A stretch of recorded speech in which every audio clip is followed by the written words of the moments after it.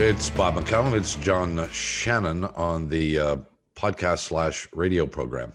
Hello, Robert. For this, good morning, John. For this, or afternoon, as the case may be. What day is this? Wednesday? Yes, it is. I don't know about you, but and perhaps it's the advancing age, Alzheimer's kicking in, something. Holiday Mondays throw me for a loop. It takes me a few days to figure out what day of the week it is. And yet, what people don't know is that we actually taped two shows on Monday, and the producer gave you a day off yesterday. Thank you to the producer. I'll pass that on. Whoever that invisible entity might be. What are you drinking? Are you drinking coffee? Big black coffee. Oh yeah. Do we have an espresso as a sponsor? We don't have a coffee sponsor. We need a coffee sponsor. Nespresso is excellent. No, you need a coffee sponsor so that you can have your fuel. Absolutely. Absolutely. How many cups of coffee do you drink a day? None. How much tea? One. Do you? Oh no, I have to have at least 5. I used to drink more. Well, I'm a 5-cup guy. When we did the program from 4 to 7, and you experienced this, I often would have 2 or 3 mugs of tea an hour. An hour. Well, yeah, I know. And there would always be this during the commercial break. Yeah. You tapping on your cup and because I wanted tea. The service department looking after you, and then them not being able to find milk, and then stomping down to the other fridge to find milk. Oh, I know. It was hell. It was hell. Everything about it was hell. Particularly the 4 to 5 hour, right? Not the least of which was the search for tea. Hey, did you see? Listen, our buddy Gretzky. People are listening to us. Yeah. Going to Turner today. Yeah. They announced it today. And I guess I should ask you this because you hang out in Edmonton a fair bit. Oh.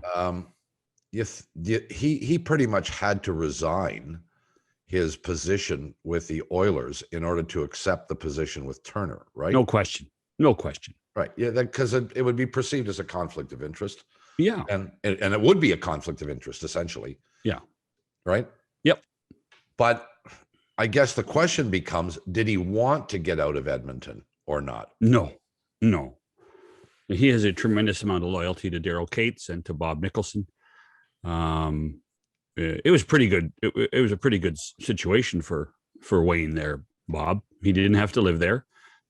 He got to give his counsel anytime he wanted.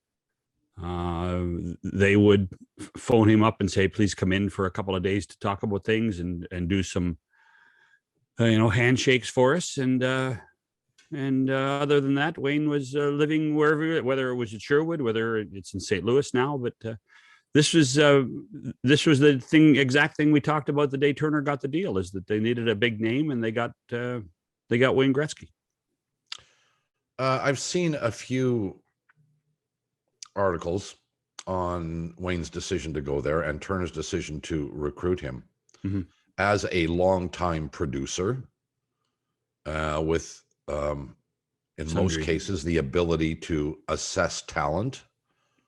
Will Wayne Gretzky be good at this job? Well, we've talked about this before. He will be if he lets his guard down. As you know, and we had Wayne. Listen, we had Wayne on 2 weeks ago. Yeah. And he intimated at the end that he really didn't want to work for a team anymore full time, like coach or manager. But that didn't discount television. But Wayne is one of the most guarded people we've ever been around. In fact, I would tell you that he created his own language that has been propagated by 2 more generations of hockey players. Sidney Crosby speaks Wayne. Connor McDavid speaks Wayne. Wayne created a non-confrontational style of making it sound like he's giving a comment without giving a comment. Hockey speak. But if you know him privately, and you do, Wayne has a great sense of humor. He has a really, really sharp tongue. And he has a very good analytical mind for the game of hockey, which is no surprise to anybody. If he's able to do a little bit of that on the air, he will be really good, because he does bring the name to the table. Well, we shall see soon enough. I don't have an opinion on it. As you said, I've been around Wayne in social settings and professional settings many times, as you have. And we are Great aware. sense of humor. Oh, he does. And but it never comes out. It never comes out publicly. Rarely. Not never, but very, very rarely. Yeah. He is, as with many athletes, very guarded in his public stance. And he, like others who have succeeded in the broadcast field. Well, and here's the thing. One of the reasons he's going there is because his friend Charles Barkley convinced him of it. Yeah. And who is less guarded on the television block than Charles? And the answer is no one. Right. And maybe that will be part of. I expect Barkley to be part of the hockey package. Maybe not every week, but at certain times. I expect Charles to be part of this because he loves the game so much. So maybe that will help Wayne. Maybe that will relax Wayne. Well, we'll find out soon enough. Much to discuss in terms of more recent developments on the ice, and as recently as last night. Our friend Glenn Healy will join us when we continue after these messages. As a former target himself, I think our guest would have the opinion that most people have, and that is that goaltending is what really counts in the postseason. You can win during the regular season with mediocre goaltending, I think. I don't think you can win a Stanley Cup with mediocre goaltending. Glenn Healy joins us. You're the absolute wrong person to ask this question of because of your history. But what does that mean? What history? Well, I'm waiting. Goaltenders defend goaltenders. That's what happens. It's an inevitability.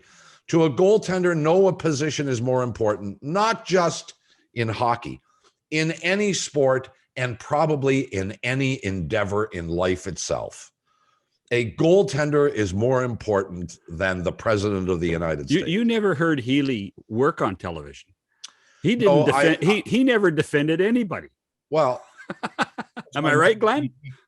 I'm not on TV. Figure that one. That tells you about everything you need to know about him. Not to mention you and I.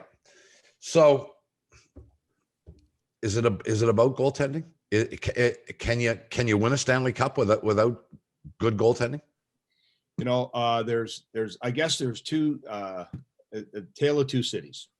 Okay. Yeah. I'll take you back to when I was playing with Curtis Joseph, and Curtis and I would sit close to each other on the plane, right side by side. I would have Corey Cross beside me. I'd be playing my electronic bagpipe chanter. Corey Cross, he had this war book that was about this thick that he would read, but he would only get through 2 pages and then fall asleep. I joke with him all the time that are you through the book yet? 20 years after you're retired, like you're done. And then Curtis would read about horse racing and semen and horses and what makes a good horse. And so here we are, these two goalies. I'm playing the bagpipes. He's reading about semen, and I'm thinking, do the fans know we're doing this? Like, really?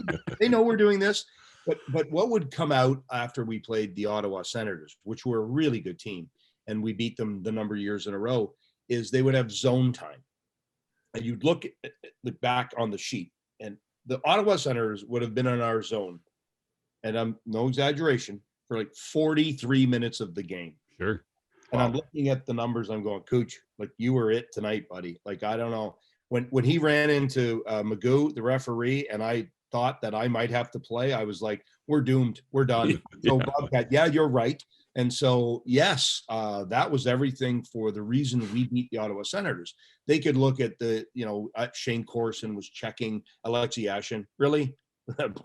Bullshit. No, that's not the case, right? It was Curtis Joseph checking the whole Ottawa Senators team. He was that good, and that's why we won. Mike Richter, when we won the Cup in '94, his penalty shot save on Pavel Bure, that was a series right there. Mm-hmm. One moment in time, that was the series. And so, yes, I believe it is a factor. And then I'll take you back to the time when Philadelphia was playing the Chicago Blackhawks. I was going to say, and it was like, okay, first save wins. That's right. the way it was in that series, right? You had a guy like Michael Leighton, who I think he got picked up on waivers for the cost of a Pinto, right? And so like it was dirt cheap to pick him up. And then, it just, that the goaltending wasn't that series. But I don't think in today's game that, and I all the way through, whether it's the junior B goalie that won when the Montreal Canadiens won. No, the junior B goalie didn't win. That was the problem. Well, exactly. But that whole story, it's goaltending is the story in the playoffs. So that 2010 Stanley Cup ended up being Michael Leighton versus Antti Niemi, and it was just last shot would win, right? And it did. Well, no, it was more first save would win, Johnny. Last shot would win. First save would win. But it was a kind of a crazy series, and but especially today, like I don't know how these guys are playing in empty buildings and there's no emotion. I can remember my first game when we played against Calgary in the playoffs, and you come out of the dressing room in Calgary and it's a hard left, and then it's about a 40-foot walk to a hard right. And then even me, Bobcat, trust me, you have to duck your head to get under. There's not possible that protects you from the fans throwing beer on you. And then out you go, and there's the sea of red. Everybody wearing red. And I looked at that and I thought, it ain't not going to be a good first period. Was that 89 with the Kings? Yeah. And, Calgary won the cup, right? Yeah. But just that whole flavor of playoffs and just all the stuff that goes around with it, and Maple Leaf Square and what goes on with that energy. So to get disinterested, even as an NHL player, it is beyond goaltending. It's that emotion of winning and that grasp of where it comes out of your hand after like 3 days, like, hey, 2 days ago, we were looking at this Montreal-Toronto series saying, it's even up. It's jump ball. And no now chance. Going, okay, go jump into the lake because you're done. It's over. And so it is a different world today just based on COVID than it was when you had the whiteout. You went to Winnipeg, and it was just an amazing feat to sit there and look at this and go, wow, it's going to be tough to win in this. I tell you what, it must be hard for the players on Canadian teams right now that I know they don't follow very many other series because they're in tune with what's going on in their own series. But even to go back to their hotel rooms like the Maple Leafs would have done last night, or when they come home, they turn the TV on and see 14,000 people in Raleigh last night, and it was berserk. Noisy. It was crazy. And when Jordan Staal scored that overtime goal, it was, well, you know what the Caniacs are like. They're great hockey fans. Those people in the building. It was a circus. It must be such a it's the ugly stepchild syndrome right now in Canada when it comes to hockey players and playing in front of people. Well, they all talk to each other, right? This isn't the days of taking a via rail car and not sitting or talking to the other team. Right. Like, we're all buddies. They're texting everybody, and they're like looking at what's going on around the world in the US and thinking that could be me. And, there was a point where, even a team like the Leafs, there was talk of them flying down to the Cleveland Clinic, not leaving the plane, staying on the plane, getting their vaccinations, flying back. I mean, no harm, no foul, right? And that didn't happen. And so they have to be looking at that saying, well, how do these guys in the US get it? And here we are up in Canada, we can't get it. And if we do go to the third round, if we do go further, where are we going to play? You play the game and you have a 2-week hiatus and quarantine people. I mean, my poor neighbor just came back from Florida. They're in their 70s. They've both been double vaccinated, and he's got 3 calls a day from the border, making sure he's at home in his own place that he has lived. No one's lived in for. The big joke is that he must be a billionaire. He has to be, because a millionaire shovels his driveway and cuts his grass. Me. So gotta be a billionaire. But they have to be thinking the same thing that we think as we put our jeans on every day, or like Bobcat does when he fakes with his Halliburton dinner jacket and pretends he's dressing up for our show. So Oh, I didn't dress up for the show. I dressed up for you, Healy. I didn't know you. I didn't know you'd look like a gardener today. Usually it's pajamas, Glenn. Usually it's pajamas. Am I? Can I inject something? Am I nuts? Do we spend most of the regular season talking about the relative merit of each team's forwards and defense, and the conversation about goaltending doesn't really arrive until the playoffs do? Is that perception real or not? Am I the only one who thinks that? I think you have to ask Johnny that, because, when he worked in TV, he never hired anyone smart enough to actually talk about that position. So everyone who was on TV was too stupid to talk about goaltending. All I did was hire goaltenders. Yeah. I mean, you look at my resume of who did you hire? It goes back to 1984, and it was John Davidson.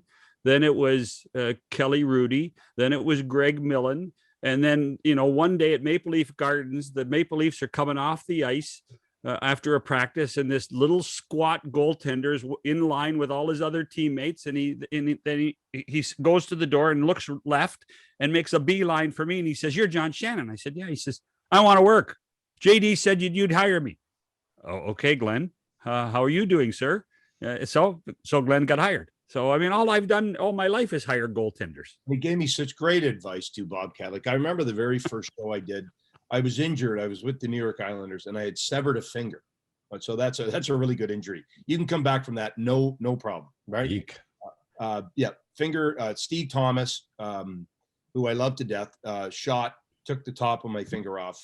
They took it out of my glove, put it in a cup, and I went to NYU to get it sewed back on. Okay. That was fine. No playoffs, no rest of the season.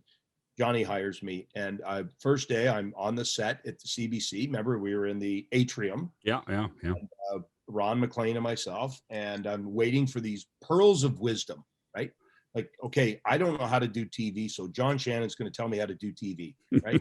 And so I've got a headset on, and that's tough, as you know, right? Someone talking as you're talking. And so I'm making my point, and I can hear this voice from the back, kind of behind the curtain, Wizard of Oz. And he says to me, "Sit the F up." Oh, there we go. There's my words of wisdom.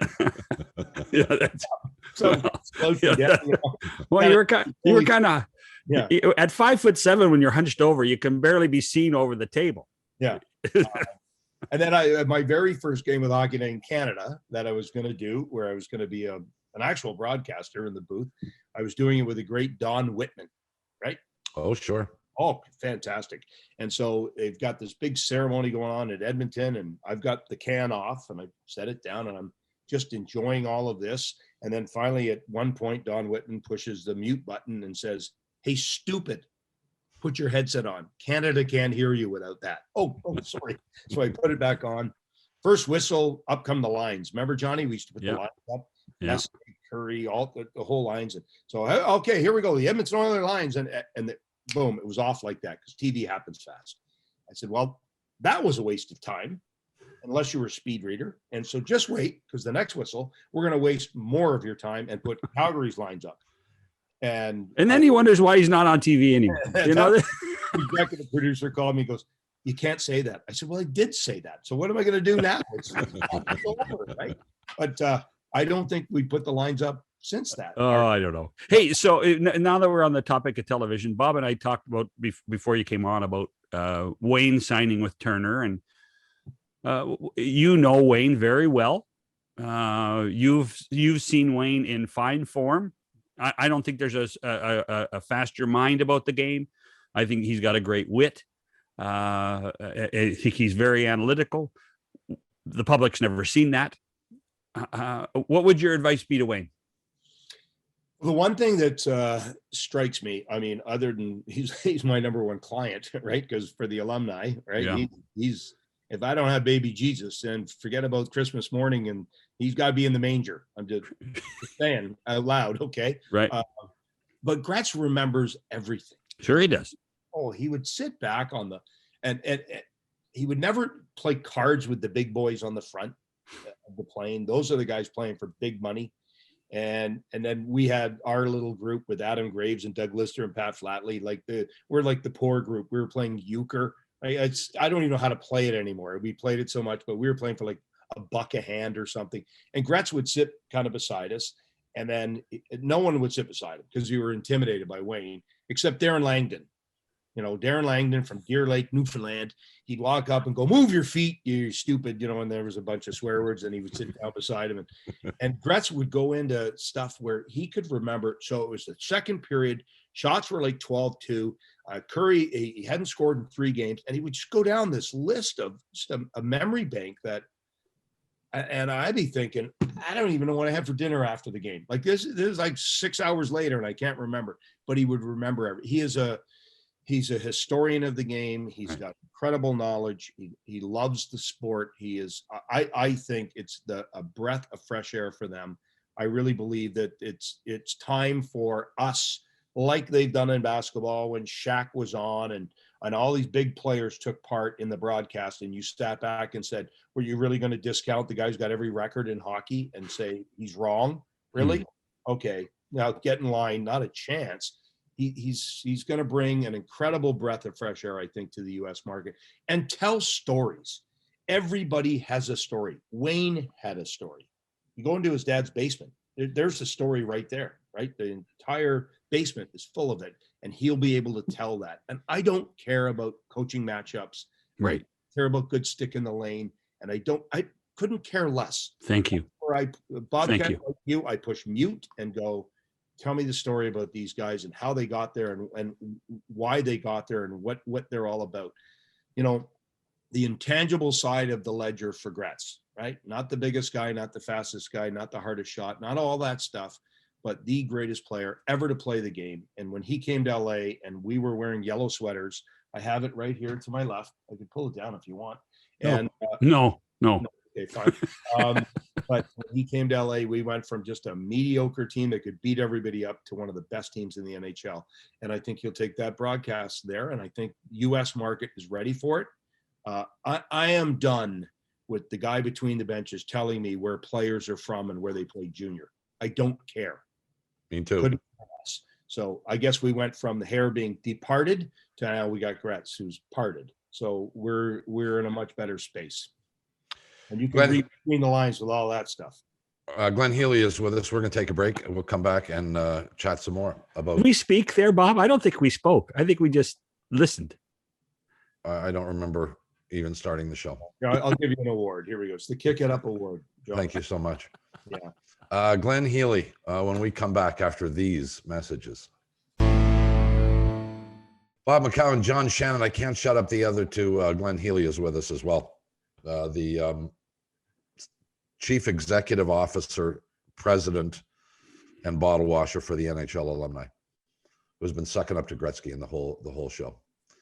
Well, hold on. We had Wayne on 2 weeks ago.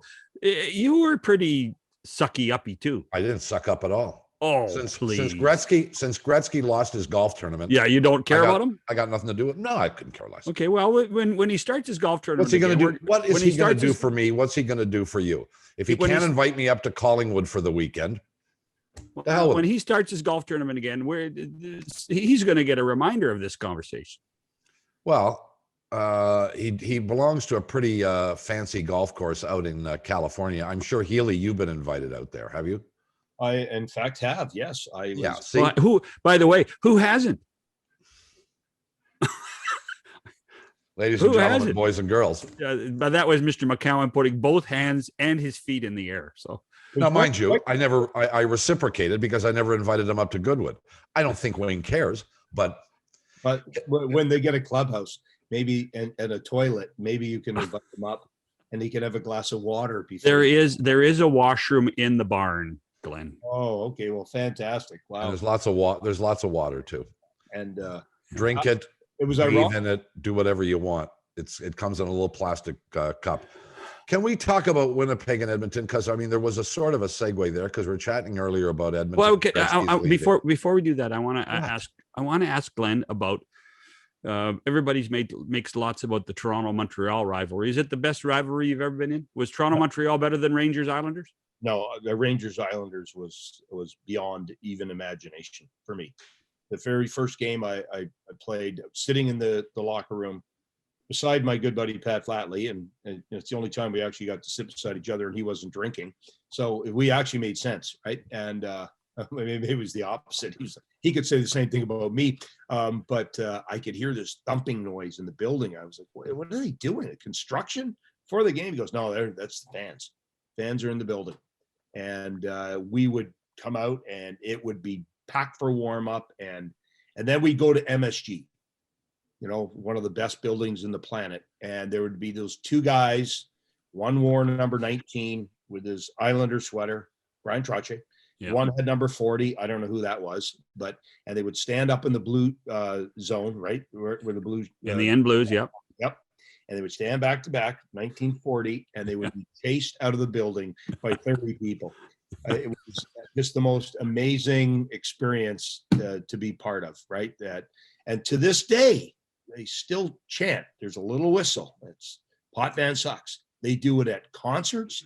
They do it at baseball games, all from the hit on Anders Hedberg. And Denny will tell you, that was a clean hit, Glenn. I didn't do anything wrong there. I mean, granted, I put him into a hospital, but I was a clean hit.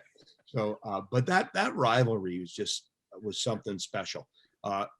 Islander fans will tell you that there are Islander fans because they couldn't get Ranger tickets. Right.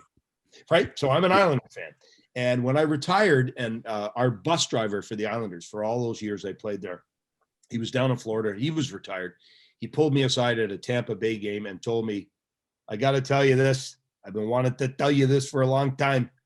I hate the Islanders. I was always a Ranger fan. He was our bus driver. So, but Toronto, Montreal, I mean, historically, that goes way back. Sure. But you're talking 60, 70 lore, where the Islander Rangers is real today. Well, while Shannon sits there and contemplates his navel, I will say this. Well, you're the host. Well, you interrupted me, and to ask you, instead of the talking about the Winnipeg Edmonton series, which was a segue from us discussing Gretzky, you immediately moved to Toronto Montreal and the rivalry that isn't nearly what it once was, which is my opinion. And Healy, what a great conclusion we came to there then. Well, Healy, do you agree that the Toronto Montreal rivalry historically is relatively insignificant? I wouldn't say insignificant, no. Because I wouldn't say that. Insignificant means it doesn't matter. It matters. Like, gosh, does it matter to the players? Do the players feel that the way you talked about Islanders, Rangers? We could talk about Calgary, Edmonton. I think those rivalries are tangible. I just don't think Toronto, Montreal holds much weight anymore. Yeah, I guess you'd have to be a real historian, right? So if we go way back, okay, Montreal Canadiens, they had 3 center icemen for 16 years, right? You had Backstrom, you had Beliveau, and you had Richard. And you had Richard. Henri Richard. Yeah. So then there was this little guy playing in, and I always mispronounce this, Rouen Noranda, whatever it may be. Yeah. Right? Yeah. And he wore number 14. And the Montreal Canadiens back then in the draft, they would have had the rights to that team and that player. Right. That player was Dave Keon. So the Montreal Canadiens, okay, he's going to be their 4th center iceman. No, Toronto Maple Leafs bought the team so that they could draft Davey Keon to be the greatest Maple Leaf ever. So, like, if you're looking in those historical terms, yes, like this rivalry totally matters. But the fact they haven't played together in 42 years, would it be different, Bobcat, if you're watching at the Bell Center and Johnny knows you wouldn't go on the road, but we did, and that building is full, and the city is full, and the restaurants are full, and the streets are full, and it becomes the rivalry that we all dream about?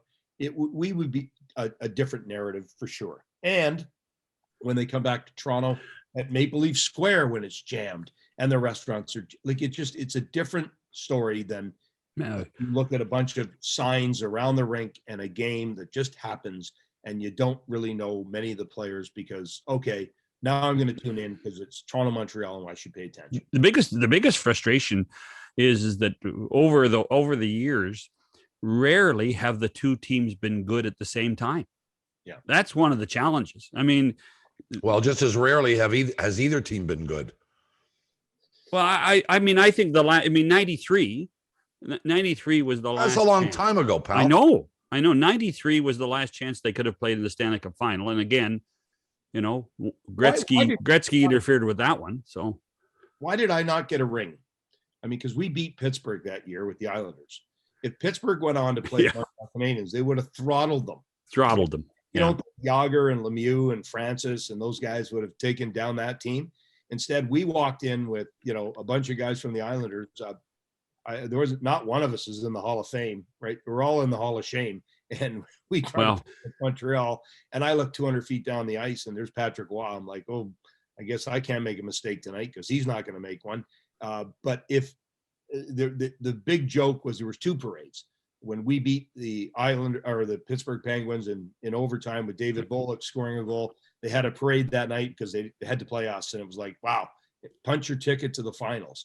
And that's exactly what it was. But, you make great points. There hasn't really been a dominant team on either side.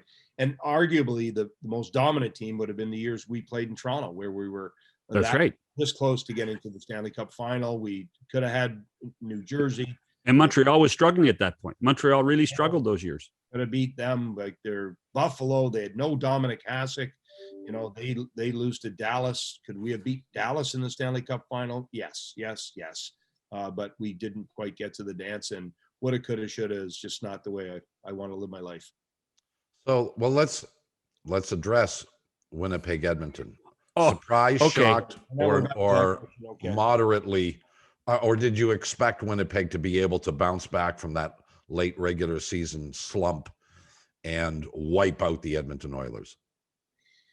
Well, to me, the Winnipeg Jets have been building for many, many years. Kevin Cheveldayoff, arguably one of the worst defensemen that I played with. Remember that scene from The Fugitive where Harrison Ford leaves the bus and he's trying to run with leg shackles? That was the way Chevy skated. Okay. So, but he became a great general manager and assistant general manager, executive in the game. He learned from, the best in Bill Torrey, and he's been building this for a long time. And his thought process is, yes, it can be a great ascent, right? You want to take off fast, but I tell you what, the descent is going to be incredibly fast as well. So he's put these pieces together, and it's taken him a while, and he's gotten rid of the pieces he doesn't like.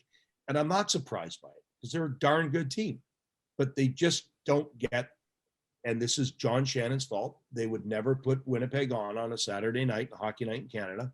There's always Toronto, Montreal, that series we talked about, of course. Yeah. And so if we had seen them every Saturday at 7:00, you would think different of this team than you probably looked at. And even when you look at that series, you probably don't look at that team the way you should. They're a darn good team. Mm-hmm. I mean, when you start talking like Vezina and championship trophies in our game, and these guys are winning them or they're up for them, and the club, hey, we did the first game back in Winnipeg when the Jets came back. Yeah. I was between the benches, and the fans were there right before warm-up. And I recall referees came on the ice, and the fans gave the referees a standing ovation. Who gives a referee a standing ovation? We don't even need you. Go away. And then when the team came out, and there was a lady sitting right behind me, no idea who she was, crying her eyes out. Right. Was back. They are a great fan base, and Chevy's done a great job. They're a great team. They really are. And that's no disrespect to Edmonton, who have the best player in the game. So no disrespect in any way. Well, it was quite shocking given the way Winnipeg played late in the year, the fact that Edmonton blew by them. And no less surprising was that the way Edmonton played the last 6 weeks of the regular season. Yeah. They played really, really well. Yeah, but this year, like honestly, you really think this is an aberration? Yes, this is absolutely. I mean, gosh, to go into Winnipeg and to play a game with their fans is intimidating. Of course. to go into Montreal and play with their fans is intimidating. To go in and play amongst a bunch of rink boards and banners, and then you're doing this now. I mean, I'll give these players full credit. It's 2 years now, Glenn. That's what I'm saying. To put what they did last year in a bubble. Okay, the Royal York is a great hotel. Like, really? Which restaurant do you want to eat at? Subway or the little place downstairs where you can go buy Tinker toys? They could use DoorDash. They could have used DoorDash. There we go. So like that was hard. And then to do it, okay, we're going to give you a 3-hour break and we're going to do it all again. And we're going to play 56 games in 12 days. And I say this facetiously, it's not accurate, but it's been a hard road for these guys to do this. I give them all the credit in the world. And I give Gary Bettman and Bill Daly credit and Don Fear for pulling this off. I never thought they'd pull it off. And I would imagine there's a bunch of owners that say, I wish we didn't pull this off because I want fans in the crowd like we had in Carolina last night. But they pulled it off. And it is emotionally hard to get charged up to play like you would normally play when you have your customary season, right? Which is we're going to skate in July and August, and we're going to go to camp in September and play our 8 stupid exhibition games where we're going to go out and just waste a bunch of time and put a bunch of money for revenue sharing into the kitty, and then let's get at it. And then look forward to that start of the NHL playoffs when everything matters and it's all on the line. It's an emotionally different journey than these guys have ever been on. By the way, I think Winnipeg can beat Toronto. I think they can. You know, I think that's they match up very well against the Maple Leafs. 2 days ago, Montreal thought that. So yeah, you know, I mean, really, that's the 2-week war, right? You just never know the emotion that's going to happen in it's gone like sands in your hand in 2 days. Well, you can make the argument that the skaters, particularly, the forwards specifically, the skaters in general for Toronto, are better than Winnipeg's skaters. Really? I think so, and you could. I think overall, yes, not by a lot, but by a little. Goaltending was as it always is going to be the difference maker, but Campbell has changed for me the perception of these matchups, even against Carey Price. He's been good, and he's been good for so long, night after night after night after night, with very few bumps in the road. I think it's an extraordinary story that we're just kind of partway through. Heels, you're nodding. Well, I want to know his story. Would somebody please tell me his story? Did this guy just come down from Mars and we didn't know who he was? Was he traded for 13 guys in junior and we don't know who he was? And where was he, like in some time capsule, and he just appeared out of nowhere? What I love about him is it's that attitude, right? He makes a save, and if he's not tapping every defenseman who's in front of him to defend him, it's incredible to see that, right? He's got this, he's not giving you the Greg Millen stare. When a goal goes in, he's like, "You're in my way. Get out of my way." We laugh about that because he's not giving you the Glenn Healy stare, because Ted Case Healy when I played. But honestly, he just seems like this, hey, nothing, it's like a duck on nothing bugs him. Comes off. Yeah. And I have never heard more stories about the relationship of a goaltender with his teammates than in the last 6 to 8 weeks with Jack Campbell and his Maple Leaf teammates. I haven't. It's amazing how that whole storyline of he really likes them and they really appreciate him has come to the fore. Yeah. And hey, we're pundits, right? We're waiting for the wheels to just fall off the cart. And then there we go. We got him. Yeah, no experience, no this, no that, no.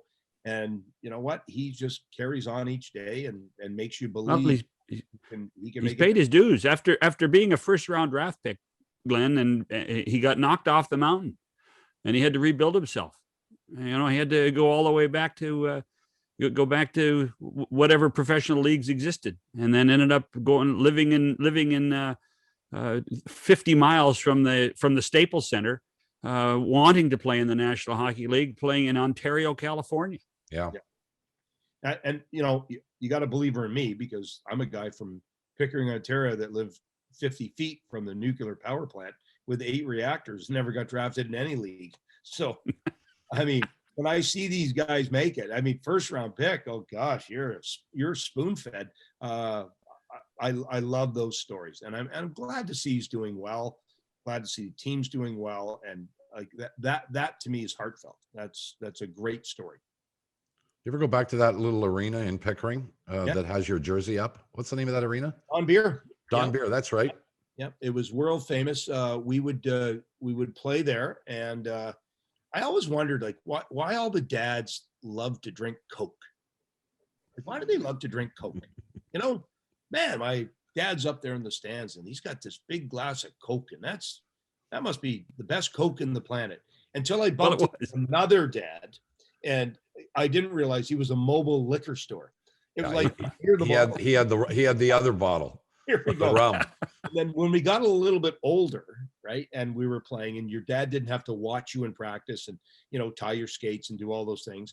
Across the street was a spot of ill repute called the Caballero. Yes, you could watch a couple.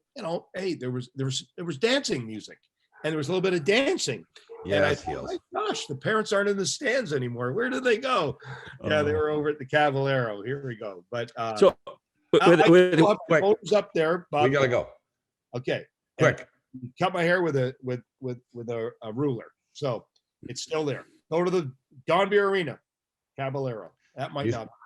Had a young one who used to play there, so I used to go a lot, and I always used to look up at that jersey of that is hanging in the lobby there of you, and wonder, boy, they really haven't had very many good players come through here.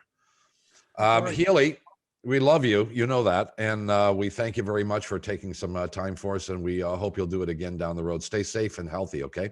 Yeah, we're at the finish line. Here we go. Last lap in the Coliseum for the Healy family, so we're good. Glenn Healy, back to wrap it after this. It's McCowan, it's Shannon, and our thanks again to Glenn Healy. Never a dull moment when he's on, is there? Oh, I think we were supposed to talk about the Stanley Cup playoffs. Yeah, we were. Well, I mean, I love Healy, and I will say this. I know that more than a few people have lost their jobs since Rogers and Sportsnet lost their minds, but none. I don't know that there was one that was more shocking than Glenn Healy. He was, I mean, for me, the reason to watch and to listen. I loved his humor, and I loved his quips, and I loved the fact that he didn't take himself or the game that seriously. And I couldn't understand them not renewing him. But I guess no, they didn't renew him. They dismissed him. Well, they dismissed him. And it wasn't for cause, was it, to the best of your knowledge? No. It was for cost. Yeah. COST, cost cutting. It's really he was at, I'll tell you what, he was polarizing. Lots of people didn't like him. And you can respect that. Yeah. But he made you think, and that's why I loved Glenn Healy as a broadcaster. He made you think. He could entertain you. He could anger you. He could do lots of stuff. But at the end of the night, did he make the broadcast better? And the answer is every time he did. Every time he made the broadcast better. Well, what makes a broadcaster attractive, good, memorable? For most, it's opinion, willingness to express a point of view that may not be popular, and accept the consequences of presenting that view. Yeah, and I think that's part of it. Yeah. And I mean, obviously, Don Cherry is, you don't have to say much more about what he did, whether you agree with it or not. But Healy was very much like that too. And I know I always perked up, consciously or subconsciously. I perked up when I heard Healy's voice jump in, because I thought, I better pay attention to this because this is going to be something interesting. And almost every time it was. Anyway, our thanks to Heels for joining us, and he'll do it again. 3-1, Leafs lead the Montreal Canadiens. It's over. Oh no, it's over. Yeah, there's no doubt about it, Bob. I mean, Game 5 back in Toronto. What you saw in Game 4 was the Maple Leafs' depth. Alex Kerfoot was very good. Galchenyuk was excellent. The two old fogies, Thornton and Spezza, contributed. Yep. Austin Matthews has become a 200-foot player. It's a really good hockey club. We will find out soon enough who will face the Winnipeg Jets, and will it be the Toronto Maple Leafs? We'll know that we assume shortly. We remind you, if you miss an episode of this program, you can catch it by going to FadooPodcast.com. You can listen to all of the Gretzky podcast was really good. It was only 2 weeks ago. That's it for us. See ya. Bye-bye.